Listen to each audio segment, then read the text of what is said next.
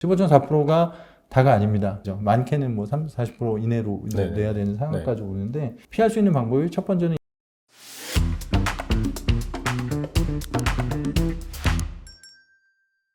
그리고 그 ETF 하면은 또 이 ETF에 투자할 수 있는 뭐 증권사 계좌라고 해서 사실 또 연금 계좌 이런 부분과 결부시켜서 사람들이 많이 생각을 하고 있는 것 같아요.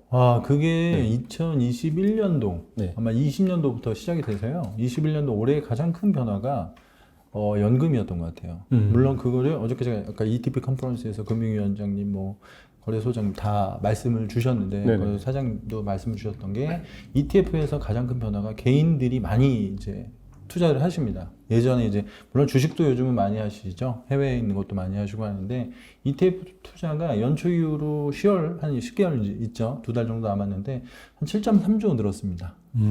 개인 투자자만. 근데 그 7.3조 중에 연금이 차지하는 비중이 얼마가 있을까? 이게 일반 계좌가 있고 연금 계좌가 있잖아요. 근데 연금 계좌가 차지하는 비중이 대략 40% 정도 됩니다. 많이 되네요. 예, 그 정도면. 왜냐하면 7.3조 늘었다고 말씀드렸지만은 작년 연말에 연금 계좌, 개인연금, 퇴직연금의 IRP 요 세 개를 이제 연금 계좌라고 표현드리는데 2.2조에서 9월달 9개월 만에 5.6조가 됐어요. 그러니까 계산이 4조, 3.4조. 3.4조가 늘었는데 아까 제가 7.3조라고 말씀드렸지만은 그럼 그 중에 한 40%가 연금, 개인연금 계좌와 그리고 퇴직연금 계좌에서 늘었다는 거잖아요. 근데 이 늘었다라는 것이 가만히 생각하면 뭔가 좋은 이유가 있는 거죠. 왜냐하면 그 연금이라고 하는 것 자체가 기본적으로는 장기 자산이지 않습니까? 그렇죠. 왜냐하면 장기적으로 투자하고 많이 이제 사회자 경제에서도 얘기해 주시잖아요. 네네. 노후에 어떻게 노후를 어떻게 대비해야 된다 이런 교육들을 많이 해주셔서 좋은데 그 장기 자산이다 보니까 이거를 길게 좀 보시는 경향이 있어요. 그러니까 예를 들어서 조금 일반 계좌 대비 연금 계좌는 기본적으로 아까 레버리지 인버스는 되지가 않고요. 퇴직연금에서 개인연금 연금 계좌에서는 되지가 않고 ISA까지 이따 말씀드리겠지만 그리고 선물이 들어가 있는 것도 퇴직연금 계좌에서는 되지가 않습니다. 그래서 이런 것들을 보면 개인들이 그럼 어떤 걸 매수했냐면 아까 말씀드린 대로 2021년도엔 차이나 전기차 1등, 2등 미국 테크탑 10. 미국 테크탑 10이 원래 나스닥백이 투자를 제일 많이 하시거든요. 그렇죠. 지금 서학개미에서 대부분 이따가 말씀드리겠지만 제일 많이 투자하고 있는 것이 나스닥백이랑 그리고 S&P 500에 대한 ETF 투자가 제일 많으세요. 거기에 뭐 다른 것들도 뭐 들어가 있지만 거기에 다른 게 들어가 있는 것들도 보면은 다 친환경, 전기차, 뭐 아니면은 반도체 요 세 개 정도가 들어가 있거든요. 큰 카테고리로 보면. 그래서 한국 개인 투자자가 매수하는 데는 연금 계좌가 그만큼 플러스 그 장기 자산이라는 게 하나가 있고 두 번째는 퇴직금은 사실 뭐 저 같은 월급장이 같은 경우는 매달 들어오지 않습니까? 매달 이렇게 매수를 하는 거죠, 제가. 매달 제 계좌에서 매수를 하게 되는데 그렇게 되면은 자연스럽게 적립식이 되고 또 ETF는 한 종목이 아니라 최소한 10종목, 많게 한 30종목까지, 30종목이 보통 가지고 있는데 계속 분산되어 있는 주식에 대해서 계속 분산 적립 투자를 하기 때문에 그래서 연금 계좌에서 이제 많이 좀 들어오는 경우가 있는 거고요. 그거보다 더 좋은 건 사실 세제 혜택 때문입니다. 세제 혜택. 왜냐하면 국내 주식형은 일단 비과세예요. 현재 기준으로 따지자면 국내 주식형 ETF는 다 비과세인데 해외형 아까 제가 차이나 전기차도 말씀드렸고 미국 테크탑 10도 말씀드렸고 뭐 반도체, 필라델피아 반도체 다 있거든요. 근데 이거는 15.4% 과세를 합니다. 100만 원 벌면 15만 4천 원을 이제 세금으로 내야 되는 상황인데 연금 계좌에서 하면 이게 연금 수령을 하는 거잖아요. 그래서 이거 과세 이연이 됩니다. 그래서 연금 소득세는 통상적으로 3.3에서 이제 소득에 따라 3.3에서 5.5%거든요. 그렇기 때문에 이게 나중에 찾는 자금이다라고 생각했다라고 하면은 세금에서도 분명히 이득이 있고 이게 1번이고 두 번째는 저희 이제 금융소득 종합과세가 있잖아요. 물론 2023년부터 과세 체계가 좀 바뀌긴 하지만 금융소득 종합과세 대상에서 제외가 되죠. 15.4%가 다가 아닙니다. 2천만 원이 넘어가면 내 소득과 함께 다시 계산해서 세금을 내야 되죠. 많게는 뭐 30, 40% 이내로 내야 되는 상황까지 오는데 그런 걸 좀 피하기 위해서 최근 피할 수 있는 방법이 첫 번째는 연금 계좌나 뭐 일단 ISA 계좌에서 하는 방법이고요. 하나는 뭐 역외 ETF가 현재로는 그냥 22% 그냥 양도소득세에서 끝나니까. 그건 이제 과세가 하나, 네. 이중과세가 아니라 하나만 있다 그렇게 예, 이야기해요. 그렇게 되는 것 같습니다. 그래서 일단 그 두 가지 측면인 것 같아요. 그래서 오늘 조금 기억하실 거, 연금 계좌에서의 매수가 정말 많구나. 그리고 내년 되면 은행에서도 이제 은행 퇴직연금 IRP나 이런 데서도 ETF가 다 매수가 지금 가능하기 때문에 한다고 예정되어 있기 때문에 ETF로 자금이 많이 몰리는데 그 중에 뭐 퇴직연금, 특히 네. 개인연금 같은 연금 계좌에서 많이 몰리고 있다가 네네. 첫 번째 좀 기억하시고 내가 안 하고 있다면 한번 좀 생각해 보실 필요가 있는 것 같아요. 두 번째는 이제 ISA 하나 더 그냥 소개해 드려도 될까요? IS는 그 연금 계좌는 아니죠? 아닙니다. 네네. 예.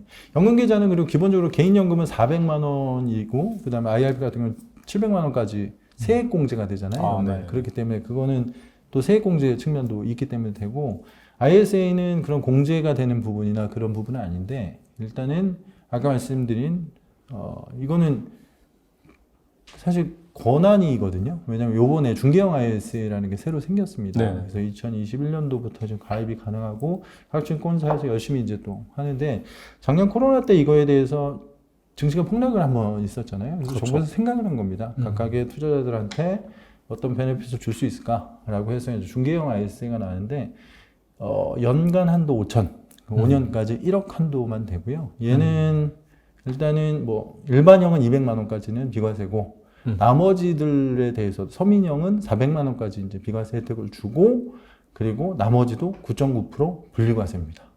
그래서 분리과세라고 하면 아까 말씀드린 금융소득 종합과세가 안 되는 거고 해외형 같이 15.4% 배당소득세를 내던 걸 9.9%만 내기 때문에 세금도 적고 이게 3년만 유지하시면 언제든지 찾을 수가 있으신 거기 때문에 이게 그리고 또 예전에는 뭐 이게 좀 조건이 있었는데 지금 이제 성인이면 누구나 가입이 가능합니다. 그래서 그런 부분들을 꼭 참고하시면 좋을 것 같습니다. 아까 제가 약간 좀 헷갈려서 그러는데 네. 그 연간 1억까지? 아니요. 네. 올해 제가 입금할 수 있는 건 2천만 원이죠. 2천만 원이요. 5년 동안 할 수가 5년 있는 동안 거고 2천 동안이니까. 네, 1억까지만 딱 할 수가 있는 거죠. 거기에서 발생하는 수익금 같은 경우에는 종합소득 과세로 과세가 안 된다 이제. 네, 분리과세가 되는 거죠. 따로 그냥 9.9%만 하고 네네. 서민형, 그러니까 무직자나 이제 뭐 주부나 이런 네네. 것도 소득에 따라서 다르긴 한데 소득이 아마 근로소득자는 5천만 원까지고요. 뭐 이제 종합소득은 3,500만 원이 넘어가면 200만 원까지는 비과세고 그 서민형으로 가입하면 400만 원까지는 비과세고 나머지도 분리과세고 그래서 세제 혜택이 분명히 있는 계좌입니다. 물론 뭐 오늘 투자해서 6개월 있다 나 이걸 찾아야 돼 그러면 뭐 세금을 다시 내야 되겠죠. 그런 그렇죠. 건 아니고 이게 최소한 3년을 유지하셔야 되는 그런 거라서 이거는 제가 봤을 때는 각 개인들한테 주고 있는 분명히 베네핏이거든요. 혜택을 주고 있는 거기 때문에 반드시 뭐 내 자산 중에 3년 정도는 이 안에서 그리고 이게 2천만 원 이상 들어가지가 않아요. 제가 계좌 개설을 하면 증권사에서 뭐 확인 작업하다 보면 가끔 1원 넣어주는 경우 있지 않습니까? 그렇죠. 그래서 이렇게 넣어보려고 했는데 안 들어가더라고요. 2천만 원. 이건 뭐냐? 2천만 원까지라고 했는데 그랬더니 1원이 들어가 있어서 1999만 9,999원 이체를 해야 되네요. 예, 딱 2천만 원까지만 되고 이제 내년이 되면 또 이제 2천만 원을 제가 넣을 수 있죠. 그래서 그거는 관리를 좀 하고 마지막 해 이제 마지막 해는 아니지만 3년 차에도 또 넣고 나서 또 3년이 다 지나면 이제 찾을 수가 있으니까 그러니까 그런 어떤 혜택을 받고 찾을 수가 있으니까 그거는 꼭 기억하시면 좋을 것 같습니다. 그래서 제가 꼭 뭐 요즘 많이 하셔가지고 많이 강조가 되고 있고 저도 뭐 몇 년 전부터 얘기를 하고 있는 부분들이지만 퇴직연금, 개인연금 포함 연금계좌와 ISA는 반드시 가지고 계시는 게 맞다 이렇게 보시면 될 것 같아요. 그럼 이제 3년 놓고 찾고 다시 그럼 또 3년 놓고 찾고 이렇게 할 수가 있는 건가요? 그러면? 찾고 나서는 이제 가입을 새로 하셔야 되는 거죠. 예, 왜냐면 이 계좌가 해지가 됐으니까는. 예, 그러니까 그 찾은 거에 한해서는 사실 뭐 예를 들어서 아까 말한 것처럼 1억 내라고 한다면 비과세, 뭐 분리과세라든지 그런 다 혜택을 받고 그다음에 다시 만들어서 또 하면 다시 또 할 수 있는 거예요. 만들어셔야죠. 대신 최소한 5년이라는 게 생기는 거고 3년이 또 이제 거기서부터 이제 카운트가 되는 거니까. 예, 그렇게는 할 수 있습니다. 약간 노가다긴 한데 그럼에도 불구하고 이게 저희도 이제 ETF 관련 세금 관련 콘텐츠를 올리면은 상당히 그 민감하신 그 부분. 왜냐하면 국내 주식이면 사실은 ISA는 모든 걸 국내 주식도 다 하실 수가 있습니다. 다 하실 수가 있고 그렇죠. 그런 것들이 이제 혜택이 있는 거니까 비과세가 일정 부분 있는 거니까 그거는 꼭 하시는 게 맞다라고 생각합니다. 굳이 2천만 원을 꼭 넣어야 되는 것도 아니거든요. 그렇죠. 2천만 원 맥스고 내가 넣을 수 있는 자금을 했는데 예를 들어 100만 원 했는데 30%가 나와서 30만 원을 받았다. 그러면 사실은 아까 제가 일반형은 200, 소민형은 400이라고 말씀드렸잖아요. 그럼 네. 비과세로 받으시면 되는 거죠. 그래서 근데 국내 주식형 같은 경우는 어차피 지금 비과세이기 때문에 거기서 혜택을 받으실 생각은 아니지만 오늘 ETF를 말씀드렸지만은 국내 주식 제외한 저희가 최근에 해외 테마, 해외가 많잖아요. 해외로 많이 하죠. 해외를 훨씬 네. 더 많이 하고 있기 때문에 해외 쪽으로 가면 이제 아까 말씀드린 배당소득세 부분들을 이쪽에서는 금융소득 종합과세도 피한다고 뭐 이제 세금을 피한다가 좀 세테크죠. 세테크를 할 수 있으면서 네네. 말씀드린 것처럼 그런 효과를 좀 누릴 수 있다 이렇게 말씀드릴 수 있을 것 같습니다. 알겠습니다. 이게 약간 어떻게 보면 복잡할 수도 있는데 잘 개념을 정립하시면은 확실히 좀 세금을 내야 될 세금을 확실히 안 낼 수 있는 그렇죠. 좀 그런 자기가 가지고 있는 본인 투자자분들께서 가지고 있는 자금의 성격에 따라 아까 이제 연금의 성격도 분명히 있어야 되는 거고요. 네네. 지금 내가 당장에 쓸 수도 있지만 투자하실 수 있는 자금도 있을 거고 지금처럼 그거보다는 좀 길게 가져가서 한 3년 정도는 이렇게 해서 해외형에 대한 해외 투자에 대한 이익을 좀 이쪽 계좌를 통해서 받겠다라고 한다라고 하면 ISA 가지고 이렇게는 좀 가지고 계시는 게 어떨까 생각하고 있습니다. 그리고 최근에 좀 원달러 환율이 또 많이 상승을 하고 있어요. 좀처럼 내려오질 않고 네. 좀 그렇긴 한데 그래서 약간 지금 또 시장이 또 안 좋고 하니까 네. 달러 투자에 관심이 많으신 그런 분들도 계신 것 같습니다. 근데 달러 투자가 뭐 현물 투자도 있지만 네. 결과적으로 ETF로 투자하는 방법이 있잖아요. 네. 근데 이제 제가 일단 알기로는 ETF는 좀 달러 선물에 그렇게 네. 이제 투자를 하다 보니까 중간에 이제 월물을 교체한다고 하죠. 그래서 네, 롤오버 네, 비용이 네. 발생한다든지 네, 네. 그런 부분이 있거든요. 네네네. 그래서 맞습니다. 혹시 이게 이제 달러를 ETF로 투자할 때 장점이 있을까요? 현물 투자보다? 분명히 장점은 있는 것 같고요. 말씀하신 것처럼 정확히 보신 게 보통 달러를 사가지고 환전해서 가지고 ETF가 가져가는 것이 아니라 원달러 이제 선물에 투자하는 ETF가 있죠. 네. 이게 하나가 있고 다른 하나는 달러 채권에 투자하는 ETF가 있습니다.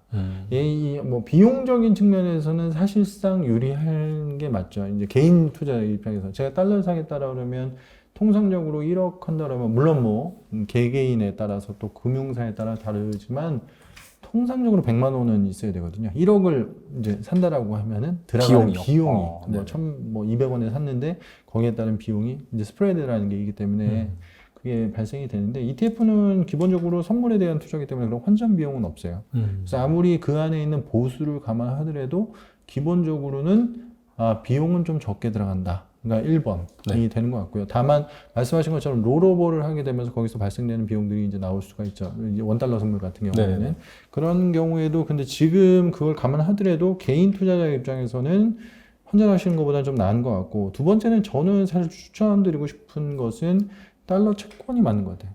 왜냐하면 달러 표시 채권 같은 경우는 환율의 연동을 받죠. 왜냐하면 환율과 채권 이자, 환율의 변동을, 환율에 투자한 거고 그리고 거기서 달러 채권이잖아요. 단기 채권이기 때문에 최근에 이제 금리가 올라가면서도 사실 단기 채권 같은 경우 거기서 발생되는 이자가 있죠. 네. 그래서 거기까지가 될 수가 있기 때문에 달러 단기 채권 같은 경우에는 달러에 대한 투자도 할 수 있으면서 환전 비용을 절약하고 그리고 채권에 대한 이자도 받을 수 있다. 그래서 저는 달러를 한다라고 해서 ETF는 어차피 그리고 퇴직연금 같은 경우에서는 아예 선물 들어가면 안 되거든요. 그래서 달러 사고 싶어도 못 사세요. 그래서 그거를 사시려면 달러 채권을 사시는 거예요. 달러 채권을 사면 환율도 그대로 어떤 플러스 생각하는 방향에 대한 투자도 되고 플러스 채권의 이자, 뭐 요즘은 이자율이 워낙 최근에 금리가 올라가고 있지만 낮기 때문에 받을 수가 있어서 달러 단기 채권에 투자하면 이런 어떤 금리 인상기에도 긍정적인 효과가 있다. 이렇게 보시면 될 것 같아요. 그 정도 정리할 수 있을 것 같습니다. 알겠습니다. 그리고 이제 달러 말고도 요즘 뭐 인플레이션이라고 하면서 원자재 가격이 막 많이 유동을 올랐죠. 치고 있잖아요. 네, 많이 올랐죠. 앞으로 뭐 더 간다. 뭐 그런 얘기도 많이 있고. 그래서 뭐 대표적으로 뭐 금, 은, 그다음에 뭐 원유, 뭐 비철금속 등 여러 가지가 있는데 이런 것들은 이제 통틀어서 이제 뭐 원자재라고 그렇게 묶을 수 있을 것 같은데 이런 것들 투자할 때 주의할 점이 있을까요? 사실 이제 원자재, 뭐 커머더티, 뭐 이렇게 얘기하지 않습니까? 네. 그래서 이거에 대한 투자는 사실은 투자라고 하는 게 방향은 이제 투자자의 판단인 거죠. 앞으로 지금 뭐 한 84불 정도까지 이제 올라왔는데 100불이 될 것 같다. 뭐 이제 WTI 기준으로 말씀드리면 그러면 사실 원유 투자를 해봐야지라고 하실 수도 있고 금 같은 경우도 지금 1,800 아마 제가 20불 정도로 어제 보고 온 것 같은데 좀 올라왔어요. 구리도 있고 금도 있고 은도 있고 다 있습니다. 네. ETF에도 전부 다 있습니다. 네. 그래서 투자를 할 때는 실제 뭐 금을 꼭 사셔야 되는 게 아니라 금 ETF 사시면 되는데 또는 원유 ETF 최근 같은 경우는 원유가 제일 핫하죠. 핫하긴 한데 왜냐면 원유가 계속 상승하고 있기 때문에 근데 여기서 주의하셔야 될 거는 하나 있습니다. 네.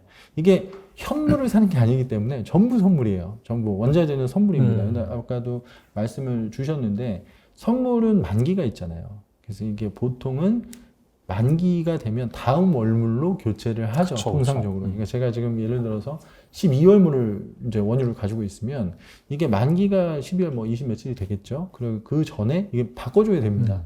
이 바꿔줘야 되는 가격에 따라서 손해가 날 수 있는 상황도 조금 있습니다. 그러니까 손해라기보다는 거기에 따른 비용이 좀 들어가죠. 예를 들면 통상적으로 제가 지금 85불로 하면 제가 최근 원유에 대한 선물은 안 보고 있습니다. 작년에는 뭐 계속 보고 있었는데 예를 들어서 다음 월물은 뭐 87불 이렇게 돼 있는 거예요. 네네. 그러면 제가 이제 예를 들어서 85불짜리를 87불로 바꾸잖아요. 네. 손해는 없어요. 왜냐면 바꾸는 거는 손해 없는데 85불짜리를 팔고 87불에 샀으니까 한 계약 가지고 있던 게 한 계약이 안 되겠죠. 왜냐면 그렇죠. 더 비싼 가격이 됐으니까 그렇죠, 비싼 그렇죠. 가격. 한 네. 계약이 안 되고 뭐 0.9 맥 계약이 될 겁니다. 네. 그러면 그거만큼 87불 곱하기 얘와 85 곱하기 얘는 똑같아요. 근데 선물은 뭐냐면 만기가 있기 때문에 그때까지 그래 한 달을 더 지나가 보자 했는데 현물 가격이 있지 않습니까? 저희는 한 달 후에 87불이라는 가격을 예상하고 그렇게 형성되어 있는 걸로 교체해 놨는데